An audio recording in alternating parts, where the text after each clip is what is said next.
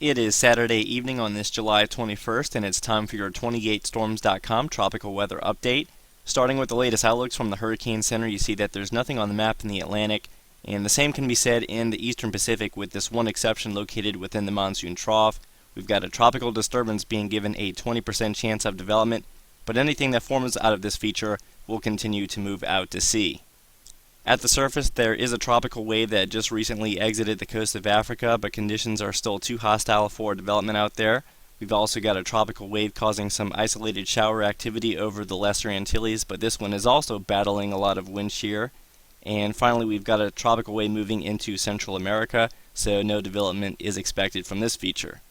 In yesterday's video, we mentioned that we would be closely following the Gulf of Mexico, although no development was anticipated, and those chances of development have gone down even further now that convection is beginning to fall apart and we still don't have anything well defined near the surface. The entire entity that is causing all of this northern Gulf convection should begin to move more inland, so we're not expecting anything in the Gulf of Mexico anytime soon. And again, we do have a couple low-level features that are interacting with the tropical upper tropospheric trough over much of the greater Antilles, but the wind shear values will restrict anything from organizing.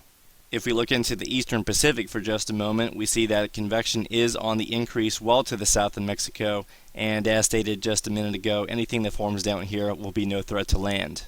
So wind shear is not helping development prospects in the near future, but the biggest detriment to any organization is all of the dry air and subsidence across the Atlantic Basin, and you can see this clearly at 200 millibars, and the forecast for these upward motion and downward motion anomalies is really up in the air, because over the next few weeks the models diverge quite a lot, so that really does not give us much confidence from a forecaster perspective. Despite those subsidence and downward motion anomaly question marks in the future, we are still noticing somewhat of a trend in today's model guidance, and this started yesterday, but as you can see with the latest 12Z run of the Canadian CMC model, by day 6 or 144 hours out, we do have a vigorous tropical wave exiting the coast of Africa near the Cape Verde Islands. Now, what happens to this feature beyond this point, that's a real big question mark, because anything beyond this time, for one, you're normally going to have a lot of uncertainty, and we will just have to wait and see how this tropical wave holds together once it exits the coast and moves fully into the open waters of the Atlantic. The GFS model also picked up this feature before the Canadian CMC did, and as you can see on the latest run from today, it's not really backing off on the idea of at least a tropical wave exiting the coast at around day 6 or day 7, and it really is not showing much in the way of development by this point, but you can see that the trough is becoming more active out across the eastern Atlantic. Also, the 180-hour shear forecast from the GFS continues to show an improving upper air atmosphere for development out across the main development region, with those wind shear values beginning to subside. So it'll also be interesting to see if the models get this part of the forecast correct.